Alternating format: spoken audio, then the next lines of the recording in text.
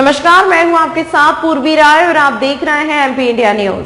कांग्रेस में टिकट के दावेदारों के नाम आए सामने। लोकसभा चुनाव में 1996 से निरंतर हार का सामना कर रही कांग्रेस ने 1996 के बाद से हर चुनाव में उम्मीदवार बदला है। इसके बावजूद कांग्रेस को सफलता प्राप्त नहीं हुई और जब से मोदी युग की शुरुआत हुई है तब से कांग्रेस का उम्मीदवार 3 लाख से अधिक मतों के अंदर से चुनाव हार रहा है।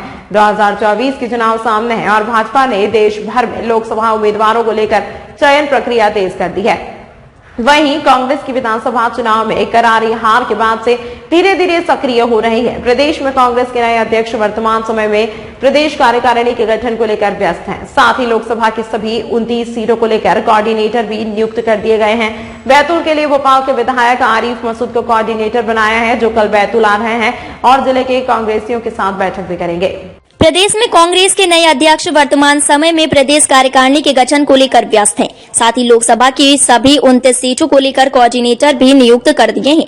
बैतूल के लिए भोपाल के विधायक आरिफ मसूद को कोऑर्डिनेटर बनाया है, जो कल बैतूल आ रहे हैं और जिले के कांग्रेसियों के साथ बैठक भी करेंगे। कांग्रेस में कई प्रमुख आदिवासी नेता चुनाव लड़ने के इच्छुक दिखाई दे रहे हैं। राजनीतिक समीक्षकों का ऐसा मानना है कि भले ही चुनाव में करारी हार हो, इसके बावजूद कांग्रेस में दावेदारों की संख्या कम नहीं होती है, क्योंकि टिकट मिलने से जहां नेता पार्टी की मुख्यधारा में बना रहता है, वहीं चुनाव लड़ने के लिए मिलने वाली रसद में भी काफी कुछ बचत हो जाती है। ऐसे ही कुछ संभावित दावेदारों के संबंध में ये समीक्षा दे रहे हैं।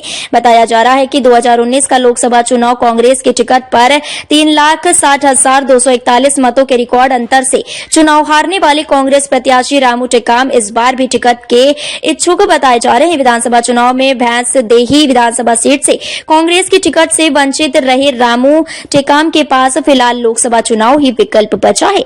विधानसभा चुनाव के दौरान यह चर्चा जोरों पर थी कि भैंसदेही के कांग्रेस प्रत्याशी ने रामू टेकाम के खिलाफ भीतरघाट की शिकायत की थी। यदि ऐसी कोई शिकायत हुई है तो टेकाम के नाम पर विचार नहीं होगा। भैंसदेही विधानसभा सीट से 2008 में कांग्रेस की टिकट पर विधायक निर्वाचित हुए धर्मू सिंह सिरसाम लो प्रोफाइल में रहकर राजनीति करते हैं। 2018 में पुनः विधायक निर्वाचित हुए धर्मू सिंह 2013 और 2023 में भी चुनाव लड़ चुके हैं।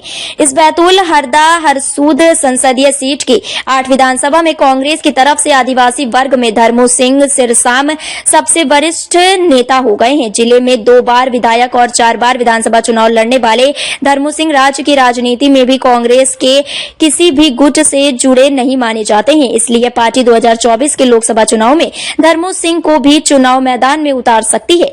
2018 में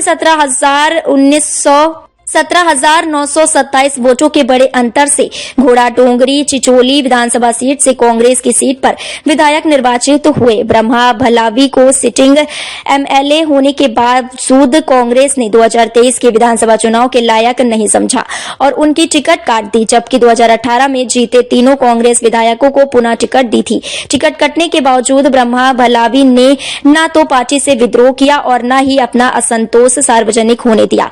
भोपाल के कांग्रेस सूत्रों से मिली जानकारी के अनुसार 2024 के लोकसभा चुनाव के लिए कांग्रेस ब्रह्मा भलावी के नाम पर भी विचार कर रही है।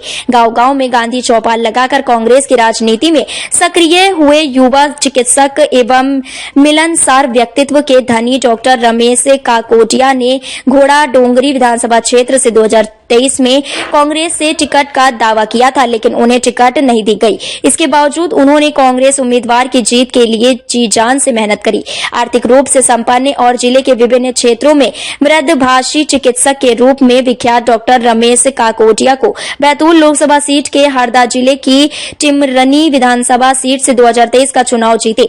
35 वर्षीय अभिजीत शाह भी पिछले 6 वर्षों से कांग्रेस की राजनीति में सक्रिय हैं और उन्होंने अपने चाचा और भाजपा प्रत्याशी संजय शाह को पराजित किया है। श्री शाह के पिता अजय शाह 2014 का लोकसभा चुनाव कांग्रेस की टिकट पर लड़ चुके हैं। बैतूल लोकसभा सीट में 7 विधान सभाएं हैं, जिनमें बैतूल जिले की 2, हरदा जिले की 1 और हरसूद सीट अनुसूचित जनजाति के लिए आरक्षित है। इन 4 आदिवासी वर्ग के लिए आरक्षित सीटों में से कांग्रेस के पास एकमात्र टिमरनी सीट है। बताया जा रहा है कि यदि राहुल गांधी की मंशा के अनुसार कांग्रेस को युवा उम्मीदवार को चुनाव मैदान में उतारना हुआ तो टिमरनी विधायक अभिजीत शाह बैतूल संसदीय सीट से कांग्रेस के उम्मीदवार हो सकते हैं। गौरतलब है कि इनके सगे चाचा विजय शाह हरसूद सीट से भाजपा विधायक हैं।